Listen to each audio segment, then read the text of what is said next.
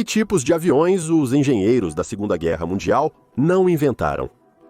Apenas olhe, o assimétrico Blohm e Voss BV-141, o primeiro avião a jato do mundo, o Horten Ho 9, o americano Volt V-100, e 73, um avião experimental de decolagem e aterrissagem vertical, o tanque voador A-40 do designer Oleg Antonov, o Junkers Ju 287, um bombardeiro alemão, que foi o primeiro a usar asas de varredura reversa, o projeto Svenno, no qual o pesado bombardeiro TB-1 carregava 2 caças e 5 em suas asas. Mas apesar de tanta diversidade, outros aviões desempenharam o papel principal na história real. Acredita-se que para o nosso país, um dos principais aviões da Segunda Guerra Mundial foi o soviético Il-2. Ele passou por toda a guerra. No total, foram produzidos mais de 36 mil caças bombardeiros. Isso o tornou o caça mais produzido da história. O Il-2 tornou-se tão importante para o Exército Vermelho quanto o ar e o pão, como Stalin expressou. No Exército Vermelho, o avião era apelidado de Corcunda devido à forma peculiar da fuselagem. Os próprios construtores chamaram o avião que desenvolveram de tanque voador. Os pilotos alemães, por sua resistência, chamavam-no de avião de concreto, açougueiro, moedor de carne e, finalmente, morte negra. É aceito considerar que desde o início de seu uso em combate na frente, o avião de ataque Il-2 se destacou como um avião de combate muito resistente e durável, e salvou a vida de muitos pilotos, mantendo a capacidade de voo com danos que seriam, por assim dizer, incompatíveis com a vida para qualquer outra aeronave. Havia casos em que aviões danificados em combate, após um pouso normal em seu aeródromo, literalmente se desmontavam em pedaços ou não eram reparáveis devido à quantidade significativa de grandes e pequenos danos. Engenheiros das divisões de aviação de assalto indicaram em documentos oficiais. Era difícil imaginar como esses aviões poderiam continuar voando. Uma coisa era clara: os pilotos fizeram de tudo para chegar ao aeroporto, mesmo sabendo dos grandes danos ao avião. Claro, a alta durabilidade do Il-2 foi totalmente aproveitada, principalmente por pilotos experientes. Há muito poucos registros de jovens pilotos retornando em aviões danificados e ainda assim, graças à notável durabilidade do Il-2, os pilotos de ataque geralmente conseguiam fazer um pouso forçado em qualquer pequena área adequada ou voar de volta para seu próprio aeroporto. Cerca de 10% dos aviões Il-2 danificados foram enviados para reparos ou descartados devido à impossibilidade de reparo.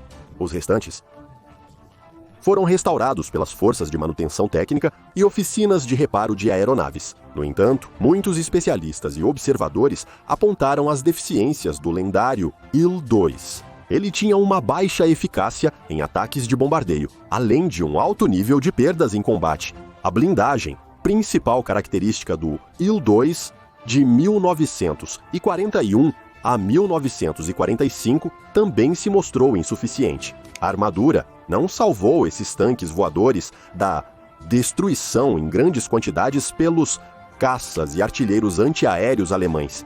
Daí, o Il-2, que não era um avião ideal para o campo de batalha, e sua construção semi-destruída, reduziu ainda mais a durabilidade de combate desta máquina. Apesar da parte material insuficientemente perfeita, a eficácia dos ataques da aviação de assalto soviética foi reduzida e muitas falhas em sua tática e fraca formação de voo, de tiro e tática dos pilotos de linha nos primeiros anos da guerra. Contudo, o avião de assalto monomotor de design simples era mais fácil e barato de produzir que os bombardeiros bimotores totalmente metálicos. Nos primeiros dias da guerra, ficou claro que os aviões de assalto monolugares sofrem perdas injustificadamente grandes de caças inimigos. Para proteger os pilotos, furos foram feitos na parte superior da fuselagem para a possibilidade de colocar uma metralhadora e montá-la. A construção temporária da metralhadora era chamada de cabine da morte. Mais tarde, a posição do atirador foi incluída na construção do Il-2. No entanto, essa função ainda era uma das mais perigosas daquela guerra. Agora, a imagem que temos do herói piloto não está totalmente correta. Geralmente, é o caça com sua lista de vitórias, enquanto os pilotos bombardeiros e de ataque são injustamente relegados ao segundo plano. Contudo, a tática da Força Aérea Soviética previa o uso da aviação apenas em prol das forças terrestres. Quanto mais importante o objetivo, mais necessário é bombardeá-lo e mais fortemente o adversário o defende. Dezenas de canhões antiaéreos são apontados para o avião de ataque, e ele voa, sem desviar do curso, já alinhado pelos artilheiros antiaéreos, até que o alvo seja destruído. O caça ainda tem a iniciativa. Ele pode se desviar de fogo intenso, mudar a direção do ataque, atacar novamente. Em outras palavras, ele pode de alguma forma se proteger. O avião de ataque não pode se defender. Ele é obrigado a romper o fogo para atingir o alvo. Atirar em Gorbato era considerado extremamente arriscado, pois a taxa de mortalidade desses combatentes aéreos era 2 vezes maior do que a chance de derrubar o avião de ataque. A chapa de aço de 6 mm protegia apenas contra o fogo de metralhadora durante os ataques dos caças inimigos pelo lado da cauda. Além disso, o ângulo de tiro de uma metralhadora de grande calibre nem sempre permitia abrir fogo contra as aeronaves inimigas, e os alemães logo perceberam que deviam atacar a Morte Negra por trás e por baixo, onde os atiradores não podiam atingi-los. Mas além do lendário Il-2, com todas as suas virtudes e defeitos, havia outro avião, que injustamente tem a reputação de ser um aparelho não confiável. Embora este, o avião de combate mais primitivo da Grande Guerra Patriótica, fosse, estranhamente, também o mais voador e um dos mais precisos. Durante a guerra, menos de 12 mil U-12.000 foram produzidos, muitos dos quais não se tornaram bombardeiros precisos, mas aviões de comunicação. E isso é metade da capacidade dos famosos caças-bombardeiros Il-2, que carregavam o dobro de bombas em relação ao U-2. Ainda durante a guerra, foram produzidos 11 mil bombardeiros P-2, que levantaram 4 vezes mais bombas do que o modesto biplano. E à primeira vista, parece que o papel do avião de treinamento modelo 1928 durante os eventos da guerra não foi particularmente significativo. Além disso, devido à sua velocidade extremamente baixa, de apenas 100 km por hora, com bombas, era impossível usá-la durante o dia. E onde você poderia ir à noite, antes da disseminação de miras noturnas? Por isso, a percepção predominante era de que o pequeno avião noturno estava envolvido apenas em bombardeios perturbadores. Ele voava, zumbia, não dava descanso. Bem, de certa forma, privar o inimigo do sono também é um trabalho de combate. No entanto, há um porém. É muito difícil bombardear, precisamente com bombas caindo livremente de um avião da Segunda Guerra Mundial. Em 1941 segundo, a Força Aérea Soviética, 40 mil metros quadrados dos pilotos falhavam em acertar 40 mil metros quadrados durante o dia no campo de treinamento, o equivalente a vários campos de futebol. No campo de batalha, raramente existem alvos de 4 hectares, então, na realidade, eles acertavam ainda menos. Mesmo os aviões de ataque Il-2, voando baixo, não acertavam uma área de 2 mil metros quadrados, mais do que 13% das vezes. E isso é no polígono do piloto mais experiente. Bombardeios eram mais precisos em mergulhos. Por exemplo, os soviéticos PI-16, mergulhando precisamente até 40 metros, em 90% dos casos, atingiam alvos do tamanho de 1.000 metros quadrados. Porém, para mergulhar, são necessários pilotos experientes, e havia pouquíssimos na União das Repúblicas Socialistas Soviéticas. O problema nem era acertar o alvo. O objetivo era não atingir os nossos por acidente. Por isso, os bombardeiros soviéticos tinham como alvo não mais perto de 800 metros de sua própria infantaria. Com uma exceção, o U-2. Eles foram designados para alvos próximos às suas tropas. A razão era simplesmente a baixa velocidade. O biplan voava 3 vezes mais devagar que o Il-2 e 4 vezes mais devagar que o P-2, o que permitia uma mira muito melhor. Devido ao horário noturno dos voos, ele podia voar muito mais baixo do que os aviões diurnos. Um golpe típico do U-2 era dado a uma altura de 400 a 800 metros em uma noite sem lua e não mais que 1.200 metros em uma noite de lua. Por causa disso, Eles foram usados para ataques noturnos, até mesmo em Stalingrado, onde os alemães da aviação usavam apenas os Junkers 87 em mergulho. Aqui está uma citação de um participante da Batalha de Stalingrado.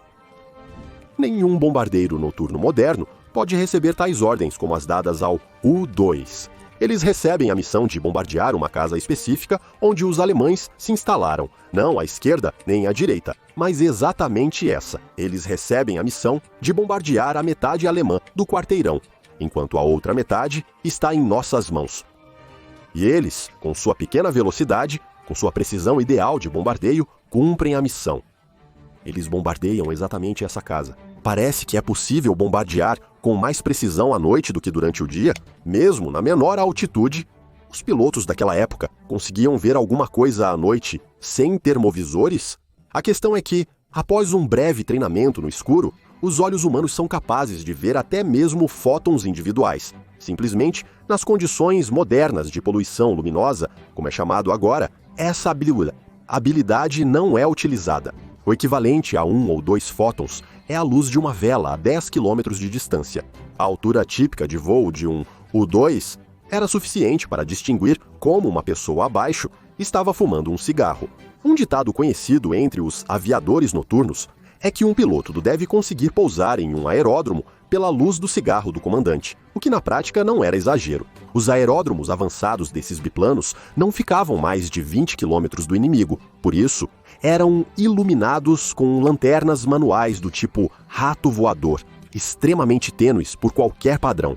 Do contrário, o inimigo impediria o trabalho deles, atirando e bombardeando o aeródromo.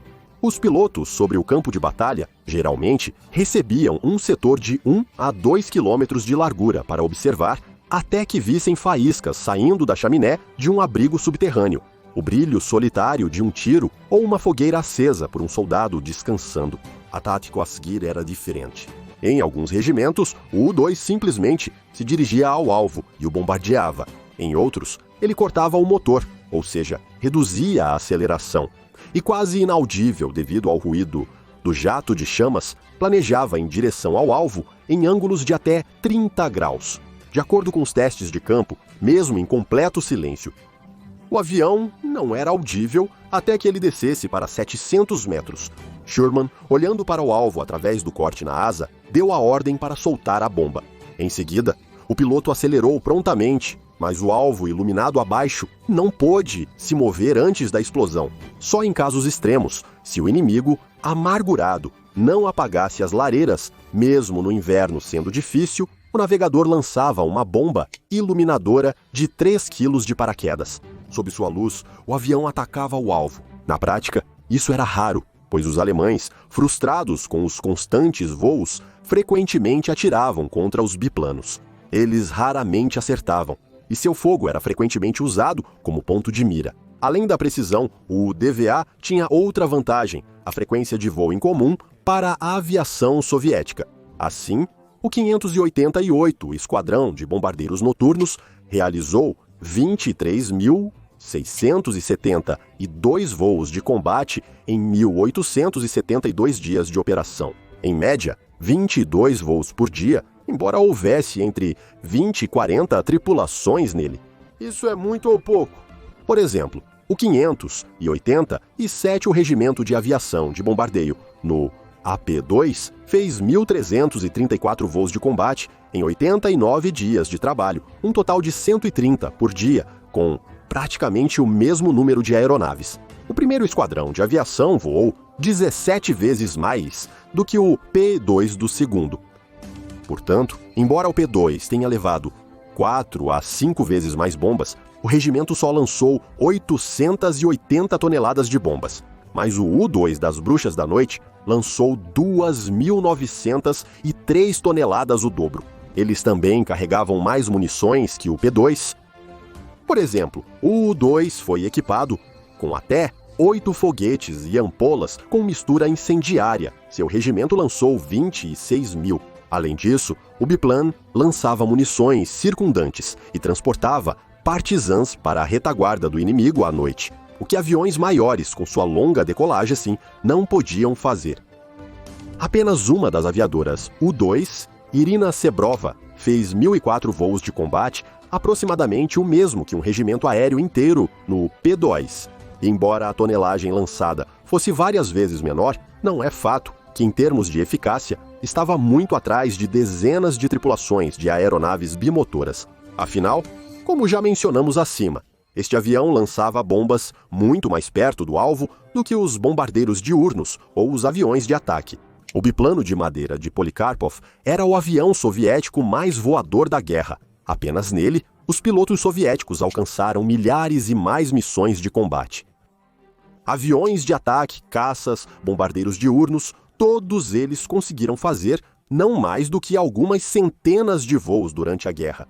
Pessoas com mais de 500 voos, além das fronteiras das unidades com o U-2, eram praticamente inexistentes. De todos os voos de bombardeio noturno das forças aéreas soviéticas, havia 726 mil, dos quais cerca de 700 mil eram do U-2. Em todos os outros tipos de aeronaves, a Força Aérea do Exército Vermelho realizou apenas 850 mil voos de combate durante aquela guerra. Desses, mais de 600 mil foram no U-2, os restantes principalmente no P-2. A aviação de longo alcance adicionou mais 20 mil. Então, os milhares de bombas U-2 contabilizadas fizeram apenas 1/3 menos voos do que 500.000 de Il-2, P-2, Il-4 e muitas outras aeronaves. São números bastante interessantes, porque o Il-2, por exemplo, não fez nem 1.070.000 voos. Nem o P-2, o Yak-1, nem qualquer outro avião soviético de guerra tem tantos. Isso é impressionante, considerando que, durante a guerra, foram produzidos o dobro de Il-2 em relação ao U-2 e o Yak-1 foi mais numeroso. A situação com as bombas descartadas também é surpreendente. Os bombardeiros de linha de frente lançaram 300.000 toneladas, das quais o U-2 lançou cada terceira tonelada. Como aconteceu que alguns milhares de biplanos lançaram apenas uma vez e meia menos bombas do que dezenas de milhares de IL-2. A razão para isso foram as qualidades de voo incomuns do pequeno avião. Em primeiro lugar, devido ao seu pequeno peso, ele tem grandes rodas de baixa pressão, o que é necessário para decolar de um campo sujo em qualquer clima. Em segundo lugar, ele tinha uma asa bastante grande para uma máquina tão leve. Ele não permitia que ele desenvolvesse alta velocidade, mas criava uma grande força de elevação mesmo a baixas velocidades. Por isso, era seguro voar nele mesmo em condições de nuvens muito baixas, quando literalmente ninguém mais podia voar. Finalmente, ajudou o fato de que o U-2 era frequentemente usado para caça livre, embora isso não fosse chamado assim. A busca por fogos abaixo e seu tratamento com bombas era exatamente a caça livre. Ela foi conduzida não apenas ao longo da frente, mas também ao longo das estradas, procurando os faróis de tanques e veículos. Grandes bombardeiros quase não voavam para ela. Ela exigia exclusivamente a experiência do piloto, onde a aviação soviética poderia conseguir tais pilotos experientes. Eles vieram para o fronte como pilotos, como destacado no cinema soviético, com um programa de treinamento de decolagem e aterrissagem. Devido a isso, frequentemente morriam antes de adquirir experiência. A maioria dos pilotos de Il-2, ou P-2, e sem voos durante toda a guerra, não conseguiram, mesmo se lutaram desde o início até o fim. Aqui, claramente, não é para caça livre. Os voos para os alvos designados eram apenas em dias de ofensivas notáveis. Como a maioria dos dias na frente são dias de impasse, a aviação pesada não teve uma influência particular sobre o curso das batalhas durante esses períodos. Os U-2 não dependiam do trabalho dos comandos superiores. Eles não precisavam de instruções de alvo. Seus pilotos com centenas de voos eram os mais experientes do exército. Eles mesmos procuravam alvos no quadrado designado, eles mesmos atacavam. Essa independência permitia que eles voassem mais frequentemente que os outros. Mas como esse avião, indefeso de tecido e madeira, acabou sendo o mais resistente? Se para cada avião de ataque Il-2 perdido, havia 62 voos para o bombardeiro diurno P-296 e para o caça 123, então para cada U-2 e R-5 perdidos, havia 700. 7 voos de avião Mas o R-5 pode ser desconsiderado, pois esses aviões eram inferiores ao U-2 e não foram produzidos durante a guerra. Apenas as antigas máquinas dos anos 30 foram usadas e havia poucos voos nelas. Assim, os biplanos de combate tiveram as mínimas perdas entre todos os tipos de aviões soviéticos. Antes de ser abatido, um avião conseguiu fazer muito mais voos do que o Il-2, ou seja, apesar de ter metade da capacidade de carga de bombas, lançou 6 vezes mais bombas. O P-2 superou em sobrevivência em 8 vezes, por isso, poderia lançar 2 vezes mais bombas durante sua vida útil do que este bombardeiro de motores potentes, que superou o biplano em 14 vezes. Agora sobre o dinheiro. Nos preços dos anos 40, o biplano de 20 anos custava 25 mil rublos, o Il-2 custava 157.500 rublos, o P-2, 4 milhões. Com o custo de um P-2, poderiam ser construídos 10 U-2, que lançariam 20 vezes mais do que um único P-2. Com o Il-2, esse aumento seria de 36 vezes. Do ponto de vista da economia militar, o cruzador de policarbonato era muito mais eficiente que os aviões militares especializados. Questão legal, como assim? Os alemães tinham excelentes pilotos de caça. Além disso, eles tinham aviões noturnos inatingíveis para os soviéticos, caçadores especializados em bombardeiros noturnos equipados com radar a bordo. A sua defesa antiaérea estava equipada com dezenas de milhares de metralhadoras automáticas. Onde estava a defesa antiaérea soviética? Finalmente, o avião de treinamento nem sequer tinha uma blindagem, porque os alemães não conseguiram infligir grandes perdas com o U-2. A resposta é paradoxal. O biplano arcaico estava tão atrasado em relação ao seu tempo que até o ultrapassou. Expressando-se na linguagem da modernidade, ele era um anão, pouco perceptível não apenas no som e na visão, mas também no espectro de rádio. A madeira, o pano e a madeira compensada não absorviam as ondas dos radares modernos, e o motor de metal M11 era muito pequeno para ser detectado com certeza. Claro, os pilotos noturnos experientes poderiam ver o U-2 com os olhos e não com os radares se voassem baixo o suficiente. Mas os alemães praticamente não tinham caças de baixa velocidade. A asa do Messer era tão pequena que a velocidade de queda era maior do que a velocidade máxima do U-2. Ele não conseguia igualar a velocidade com a vítima, e acertá-la, passando por ela à noite em segundos, era ainda mais desafiador. Às vezes, tal as de ouro estava nas mãos dos alemães. Na noite de 1043, Joseph Kochok garantiu a perda de 6 homens para o regimento noturno, 1/3 de todas as baixas de combate dos pilotos noturnos durante toda a guerra. No entanto, tal experiência não foi apreciada na Luftwaffe. O trabalho era muito arriscado.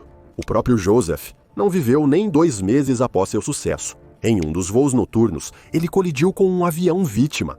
Os alemães não podiam perder um especialista de alta classe em troca de 3 abatidos em bombardeiros. Em toda a frente oriental, eles tinham apenas algumas centenas de pilotos de caça.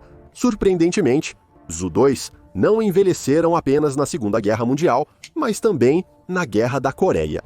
Lá, eles conseguiram bombardear aeródromos americanos e destruir caças a jato. Os americanos não conseguiram bombardear os aeródromos em resposta, pois praticamente não existiam. À noite, eles pousavam silenciosamente em estradas de terra e entravam em hangares especiais ou túneis de montanha. Um F-94 morreu junto com o piloto, tentando derrubar um drone. A velocidade de queda do supermoderno era maior F-94. De qualquer forma, devido às dificuldades de acesso aos arquivos coreanos, não temos números sobre os voos norte-coreanos. Hoje em dia, é fácil encontrar um descendente do U-2. São drones com velocidades típicas de 100 a 200 mph. Eles são feitos de metal e geralmente apenas o motor, mas em vez de fuselagem e asas, eles são cobertos com plástico. Pequenos motores a pistão são muito mais silenciosos do que os grandes motores a reação de aviões pilotados. Eles podem, literalmente, não ser ouvidos a 1 quilômetro de distância. Radares, como na Segunda Guerra Mundial, ajudam contra eles de forma medíocre. Mas isso já é uma história completamente diferente. Esperamos que esta breve revisão sobre a aviação na Segunda Guerra tenha sido interessante. Obrigado por assistir e até o próximo episódio.